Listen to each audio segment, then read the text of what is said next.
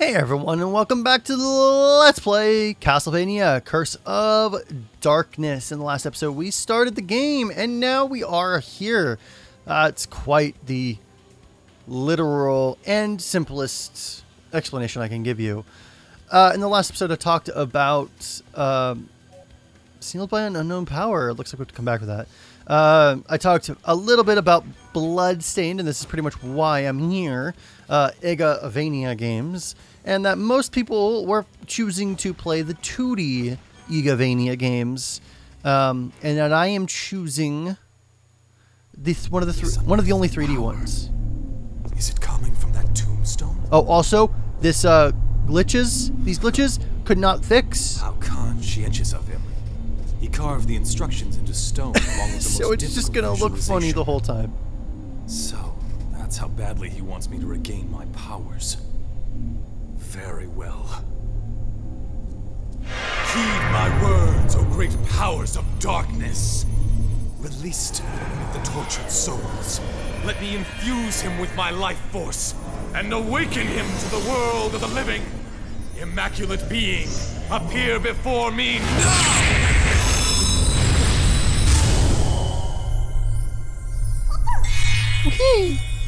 We get a little fairy. He's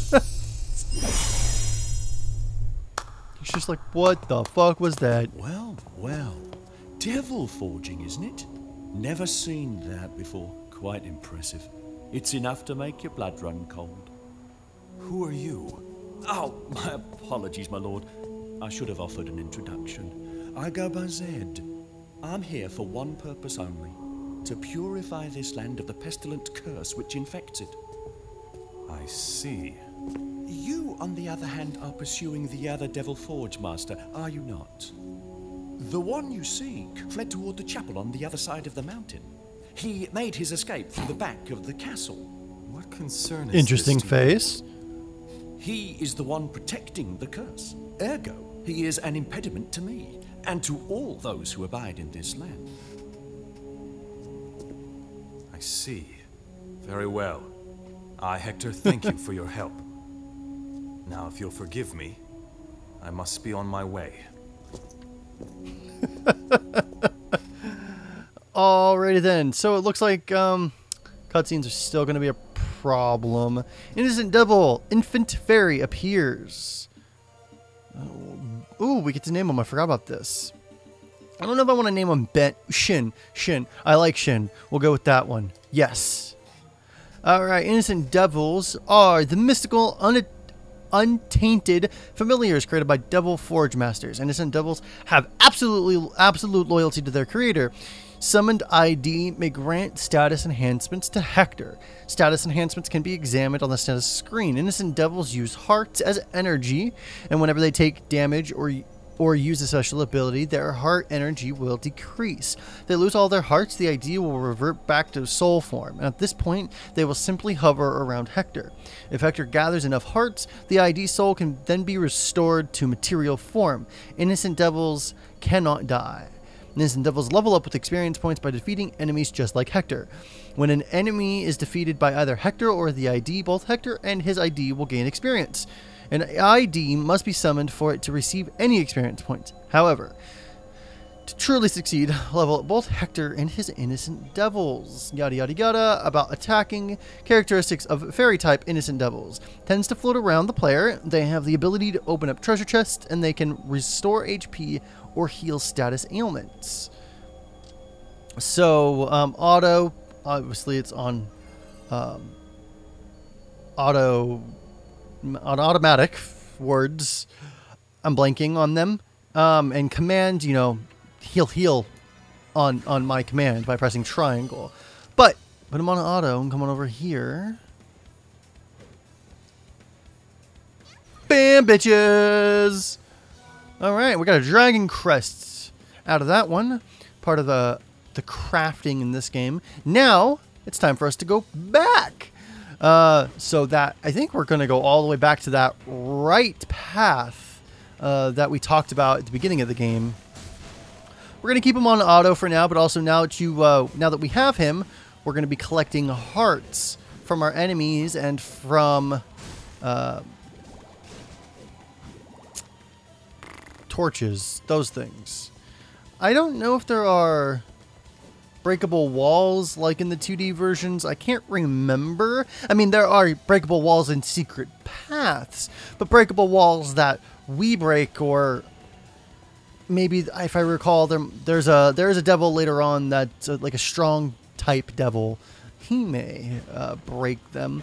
Also, when I'm running in diagonal, you may notice like I do this. I start walking, or it looks weird, and I glitch a little bit. For whatever reason, whenever I press diagonal,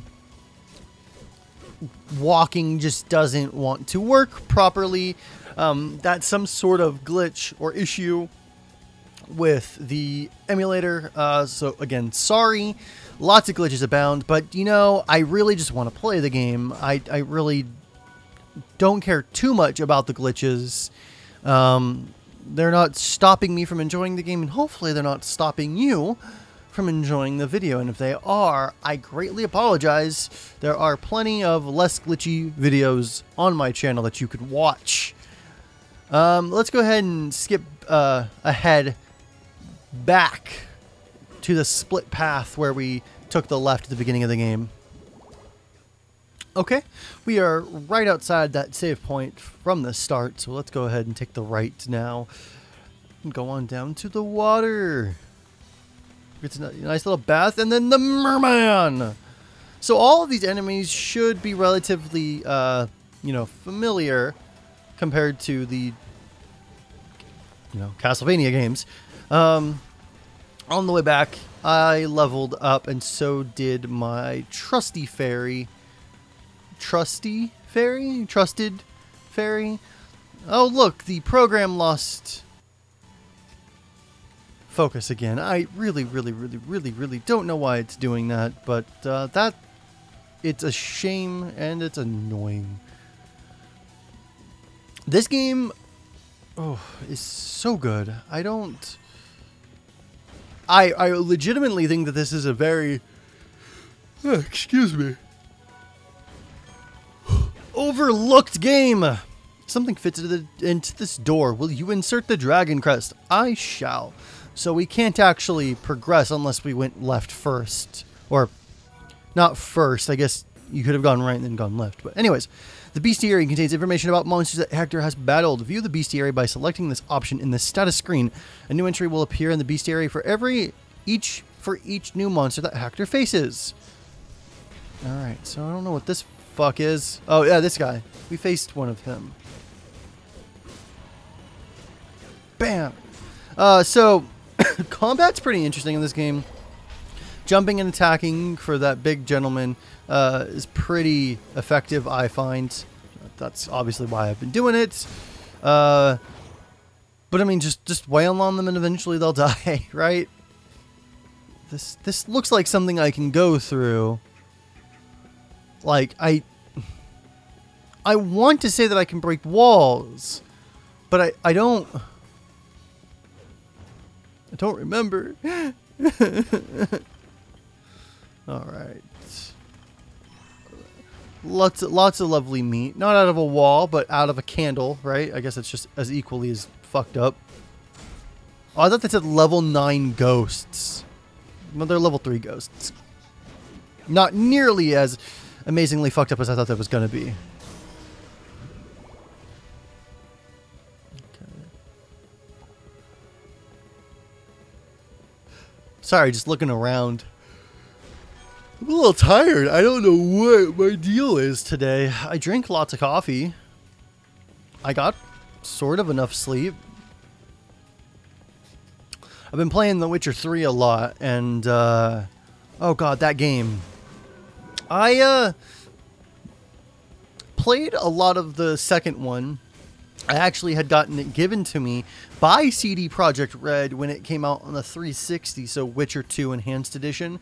When they were bringing that out on 360, they gave out review copies to non-institutional reviewers, so people who don't work for big magazines or big websites like IGN or Polygon or Destructoid. And I applied not thinking I would actually get in, and I wrote a legitimate review. It was fucking horrible. My review, not the game. My review was all over the place. I just wasn't that great at it at the time. Not that I'm much better now, but I think well, my reviews are more freehand and less, or free comment versus constructed comments. But I dabbled with, constructed reviews, albeit really short, with my Nintendo retrospective accumulation video, not the retrospective on each game. That is actually very akin to RNG. I think RNG, that's where RNG got its start, was the Nintendo retrospective series that I did, all 25 episodes of that. So if you didn't like those episodes, you can sure as hell thank them for giving me the idea to do RNG, in part the idea. But the accumulation episode where I, put all of them into a top 25, that was more or less a structured review. Again, albeit very short, so it wouldn't necessarily be the same format, but it was close. I think when I first played this game, we walked into this room and was like, what the fuck, this is really weird. I never came back to it, or we did come back to it later on, but yeah, totally just break all these wine barrels. Fuck Dracula's wine, right? If I can't be drunk, nobody can. Thank you, fairy. And in that, though, we get aluminum. Or, if you're British, aluminium. Wait, aluminium. Yeah. If you watch... Ooh, I forgot combo systems. I've just been doing basic attacks. I totally forgot about the combo system. Whoops. If you watch Rooster Teeth or Achievement Hunter, I'm kind of making fun of Gavin there. Sorry. Inside joke. Aluminium. Ooh, a hot dog. That was definitely not in the original Castlevania games. Just wall turkey and ham and meat. Like, just generalized, very weird meat. Well, I guess that's what a hot dog is, right? Very, very generalized, potentially unwanted and combined parts of the animal. Very dubious quality meats, right? I guess that's a hot dog. Alright, what's in here? More down. So yeah, I've just been using basic attacks, but combos. This game is really fun with its combat. I mean, it's not the greatest combat, granted. It's not like a Devil May Cry or a Bayonetta or something really deep combat. Something like that. It's a little bit closer to Dynasty Warriors and like the button mashy or just the basic combos. Excuse me, system. Okay, so alternate paths. Ooh, I kill you.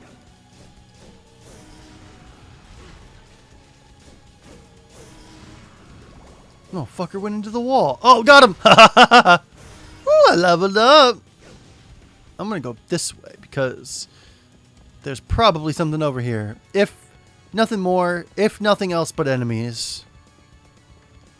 It's not an open world game like GTA is an open world game. Or The Witcher 3 is an open world game. But it is sort of open.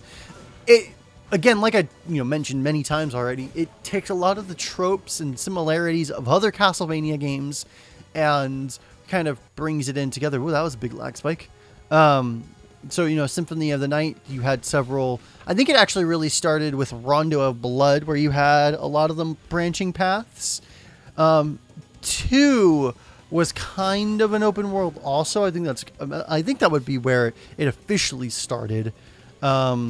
but Rondo of Blood had the alternate, like actual alternate paths, you know, point A to point D, but halfway through there, you know, it went to point A to point C, then to point back to point D. Oh, I guess we're just going backwards. Is there anything, does anything respawn over here? I forget. The barrels do, so Dracula must... Ooh! I got wine out of that. Okay. So doing this actually has a purpose. Wow. I'm actually glad I came back for that. Because like I mentioned, there are crafting... You know, there's crafting in the game, so crafting materials. Not that, obviously, it was a crafting material, but wine. I'll take it. I don't know if I need it for anything, or if I should grind away a second one, but I got wine, bitches! Alright, Dracula, you can drink now, because I can drink. I now officially have wine. I'll just chug the whole bottle. Glug, glug.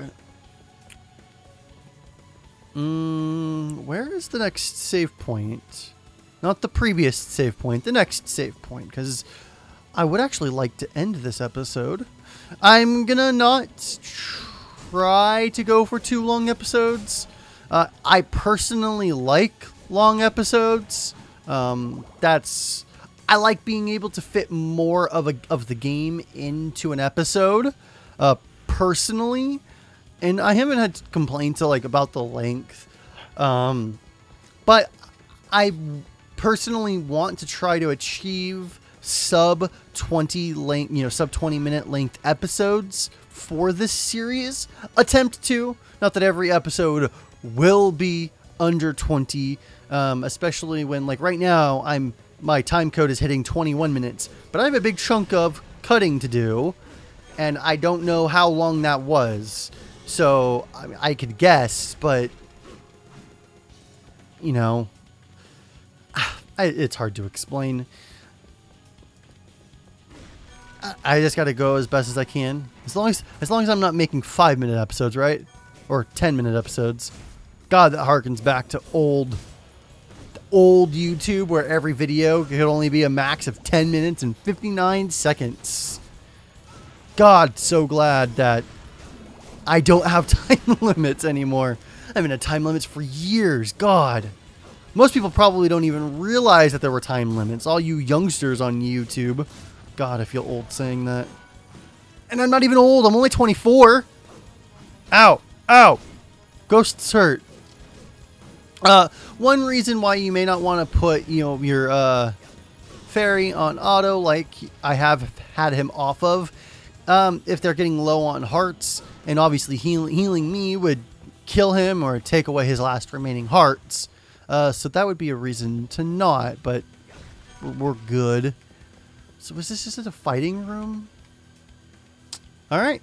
So that's going to be it for this episode of Let's Play Castlevania Curse of Darkness. If you guys like this episode, please consider subscribing, thumbsing it up, and sending it to your friends. I would greatly appreciate it. I mentioned it a little bit. I do a show called RNG in this channel. So if you like the sound of my voice or the kind of content that I do normally do, go on and check that series out. It's essentially the first part of an LP if I were to be Let's Playing those games, but also way more review-ish instead of walkthrough-ish, even though I don't think that some of my games are walkthrough-ish, because I don't know the games perfectly, but I know the games, especially the other one I'm playing right now, which is Fable Anniversary. I know that game quite a lot, and this game I've played quite a bit of, so there you go. But remember, freaks and geeks, play more games, and I'll see you next time. Have a good day.